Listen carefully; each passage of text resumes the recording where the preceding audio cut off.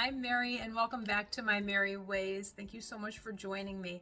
Today I've decided to do things a little bit differently. We're going to hop into a little bit of a series.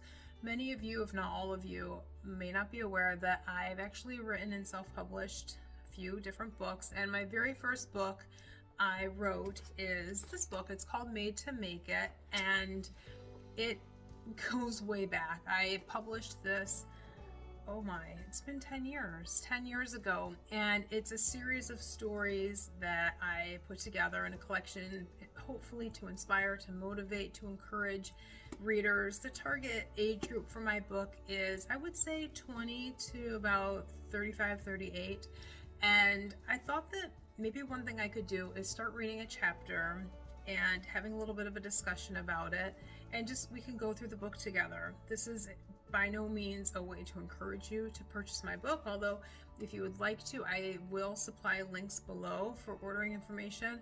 But this is more of just a chance to learn a little bit more just about me and also yourself, because I think that we can see ourselves in a lot of these stories and even pass some of these lessons learned down to our daughters, over to our friends, and even within ourselves. So today we're going to keep it a little bit short. I'm only going to be reading the introduction and the prologue. So we will hop right into it. Skip over the dedications. Although, maybe I shouldn't, because there's a part in here that I do want to point out. Okay, just the very end says, "Thank you to the ones who are still in my life, and thank you to the ones who are not." It's so true, right? The people who are still in our lives have had such a big impact, and those who are not, whether voluntarily or involuntarily, through an argument, through an illness, through a passing away, any of those things, I feel like every person who comes into our lives touches us at the time, and it's for the better, for the worse. But anyway, let's go. Introduction. When I was much younger, at the beginning of middle school, I remember thinking about my life and the people around me. I began noticing how so many people had various viewpoints about what appeared to be everything. Everything, including things they knew nothing about. And this scared me because I didn't have opinions one way or another. I could see both sides and neither agree nor disagree on either side. It really bugged me that I didn't seem to belong with everyone else. Curious, I asked my father one day, "Dad, I don't have any opinions. I really don't care if someone thinks one way or another. I can't agree or disagree with anything because I don't have an opinion either way. Why is this?" I genuinely wanted to know. He smiled and exclaimed, "Oh, don't you worry.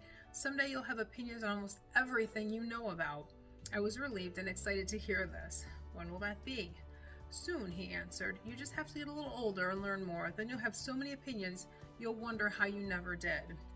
I felt confident in what he said, and I accepted it as a fact, even after all these years. With his encouragement and my own hard work, I discovered that I was made to make it, and you can make it too. Here I will give you some advice to help you develop your own skills. Now when I look at events I've gone through and opinions I have, I also think back on the advice my dad gave me. All I can say now is, damn, was he ever right. That will probably be my last time swearing. By the way, as I'm reading through this book, there are a lot of swear words, and I understand that my audience may be sensitive to that, especially if there are younger ears around you. So that is the first and the last time I will swear during my reading. Now this is the prologue. If someone asked me to summarize my life in one sentence, I'd say I'm well-traveled, I'm very blessed, extremely responsible, caring, defensive, sensitive, and I've been through a lot, which have provided me with a ton of learning opportunities. I've always said that I love to learn, and I never intend to stop. Due to my father's job relocations, his new career opportunities, my college education, and my own career, I have officially lived in 8 states: Michigan, Colorado, Oregon, New York, New Hampshire, Minnesota, Illinois, and Texas, and 3 countries: the United States, Italy, and France. Quick math, my average time spent in any one location was between 2 and 3 years. My record was 6 years, which was Oregon and Illinois. Obviously, my 2 to 3 years is not a weighted average. Yeah, I'm a math geek. Mathematics aside, you're welcome. One may wonder, what does moving around so much do to a person? Well, it makes one adaptable, more resistance to complacency, and more social because you're on your own if you want to make friends. It certainly made me all those things, but it didn't come free. The price was a continuous cycle of meeting new people, learning new cultures, starting over without any friends, and saying goodbye over and over and over again. Yes, I had my parents and my brother, 3 years younger than I, with me every single time I moved until I went off to college, and these relationships made the new environments easier. However, once I was in a classroom or out on the playground, I was on my own. I was forced to smile, get myself out there, learn, listen, love, and even hate too. Actually, I guess I wasn't forced. I chose to do these things so that I wouldn't be completely alone and so that I'd actually enjoy my life a little more. But by going through this routine so often, it got easier. Along the way, though, I developed one heck of a tough shell, and the softer the inside got, the harder the shell got too. Sort of like when you're packing something extremely breakable, you'd likely use the best, sturdiest packaging you can find, extreme bubble wrap, and hope for the best. By now we all know that writing fragile on a box doesn't do a darn thing. The postman, package handler, or baggage handler will treat that package the same as the steel trunk they're hauling. The mindset there is, I need to just get this friggin' package to its rightful owner. Throw, repeat. Oh, was that a sticker that said fragile? Oh well, it's too late now.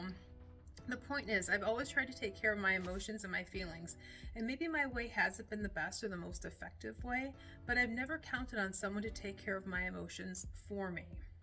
I remember every time we'd pick up and move, I'd think, I have a chance to start all over, to portray the image of anyone I want, anyone I'd ever want to be, but I never did that. Instead, I took who I was and I kept trying to improve myself, make friends that were better than the ones I had before, pay closer attention in school, to strive more than I thought possible, to learn makeup, hair, and fashion tricks to become a more attractive version of myself. I look at what I had, improved myself, and maintained the feeling that all I had was me. And today I'm the same way. Of course, my relationships with my parents and my brother were, and still are, so important to me through these moves and transitions, but I'm an independent person. Moving taught me that. I didn't have to rely on my parents or my brother for entertainment or to bail me out too much. Yeah, I made a ton of mistakes when I was younger, and I still do today.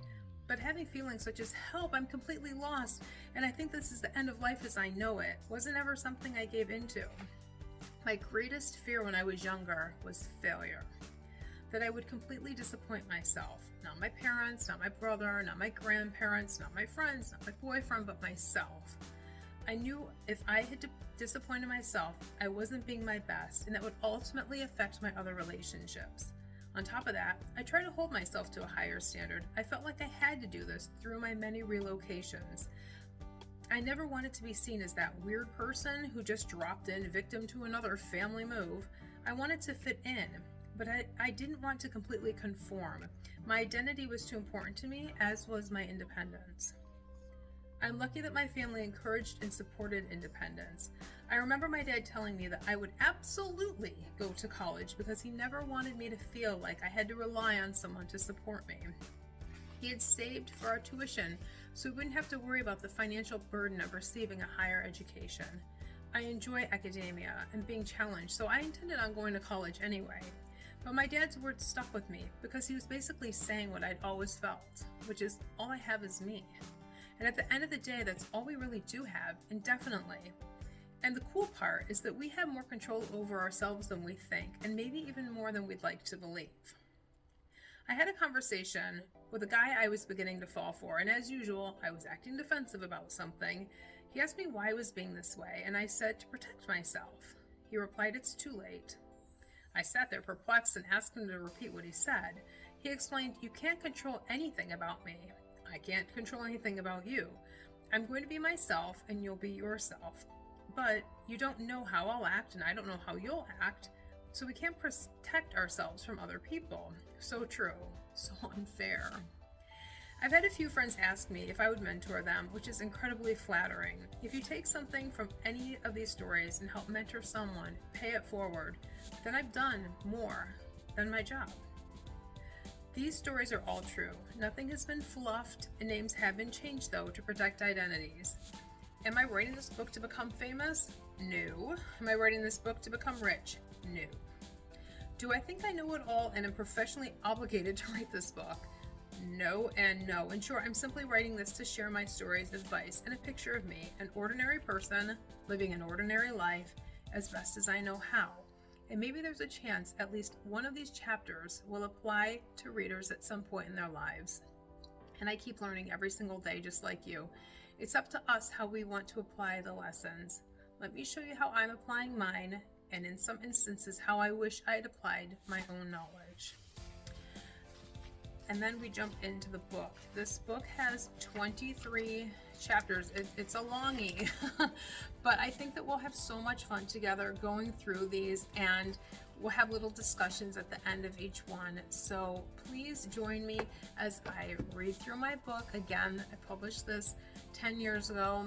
I was about to turn 33, and I think we're going to have a lot of fun with this. So please make sure you subscribe, turn the notifications on, and that way each time I post a new video, you'll get notified. You can run over, you can watch it. Please comment below. Let's make this interactive and have some fun. Thank you so much for tuning in.